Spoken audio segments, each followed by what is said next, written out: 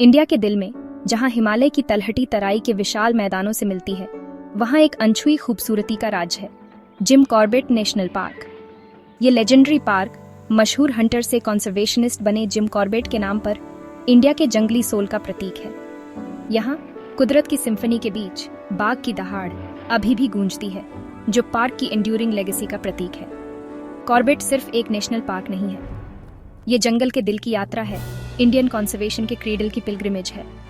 1936 में स्थापित कॉर्बेट को इंडिया का पहला नेशनल पार्क होने का गौरव प्राप्त है, जो देश की प्राकृतिक विरासत की रक्षा करने की प्रतिबद्धता में एक पायोनियर है। पार्क की स्थापना ने एक टर्निंग पॉइंट बनाया, जिससे इंडिया की इनक्रेडिबल बायोडाइवर्सिटी की रक्षा के लिए अनगिनत अन्य संरक्षित क्षेत्रों के निर्माण का मार्ग प्रशस्त हुआ। कॉर्बेट की यात्रा एक इमर्सिव एक्सपीरियंस है, जहां आप जंगल की रॉ पावर और एक्सक्विजिट ब्यूटी देख सकते हैं। समय से अनटच्ड दुनिया के साइट्स, साउंड्स और सेंट्स से मंत्रमुग्ध होने के लिए तैयार हो जाइए। जिम कॉर्बेट नेशनल पार्क की कहानी इसके नाम वाले एडवर्ड जेम्स कॉर्बेट, जिन्हें जिम कॉर्बेट के नाम से जाना जाता है, की विरासत से गहराई से जुड़ी हुई है। एक लेजेंडरी शिकारी, ट्रैकर और लेखक, कॉर्बेट विरोधाभासों का आदमी था, जो आदमखोर बाघों और तेंदुओं का शिकार करने के अपने कौशल के लिए प्रसिद्ध था, जिन्होंने स्थानीय ग्रामीणों को टेररोराइज किया था। हालांकि कॉर्बेट वन्यजीव संरक्षण के प्रबल समर्थक भी थे, जिन्होंने इंडिया की घटती बाघों की आबादी की रक्षा करने की तत्काल आवश्यकता को पहचाना। प्रकृति के डेलिकेट बैलेंस की उनकी गहरी समझ ने ही उन्हें बंगाल टाइगर के लिए एक संरक्षित अभयारण्य स्थापित करने का मुखर समर्थक बनाया। 1936 में हेली नेशनल पार्क के निर्माण के साथ कॉर्बेट का विजन साकार हुआ, जिसे बाद में उनके सम्मान में जिम कॉर्बेट नेशनल पार्क का नाम दिया गया। इस लैंडमार्क इवेंट ने इंडिया के संरक्षण इतिहास में एक टर्निंग पॉइंट चिह्नित किया, जिससे देश भर में राष्ट्रीय उद्यानों के निर्माण की मिसाल कायम हुई। कॉर्बेट की विरासत पार्क की स्थापना से आगे बढ़ी। मैन ईटर्स ऑफ कुमाऊं और जंगल लॉर सहित उनके लेखन ने दुनिया भर के पाठकों को आकर्षित किया, जिससे बाघों की दुर्दशा और संरक्षण के महत्व के बारे में जागरूकता बढ़ी।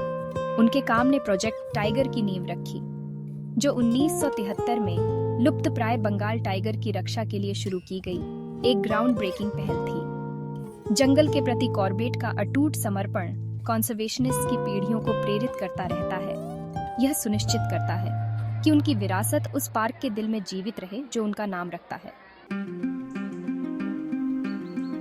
हिमालय की तलहटी में बसा जिम कॉर्बेट नेशनल पार्क 500 वर्ग किलोमीटर से अधिक में फैले एक विविध लैंडस्केप को समेटे हुए है। पार्क का टेरेन लुढ़कती पहाड़ियों, घने जंगलों, हरे भरे घास के मैदानों और रामगंगा नदी के जीवनदायी पानी का एक मनोरम मिश्रण है। ऊंचे हिमालय से निकलने वाली यह नदी पार्क के बीच से होकर गुजरती है, जो पार्क के प्रचुर मात्रा में वन्य जीवों के लिए एक वाइटल लाइफलाइन बनाती है। पार्क के भीतर की ऊंचाई समुद्र तल से लगभग 400 मीटर से लेकर 1000 मीटर से अधिक तक है, जो इसके हैबिटेट्स और माइक्रोक्लाइमेट्स की विविधता में योगदान करती है। कॉर्बेट की जलवायु अलग अलग मौसमों की विशेषता है, प्रत्येक पार्क की सुंदरता पर एक अनोखा दृष्टिकोण पेश करता है।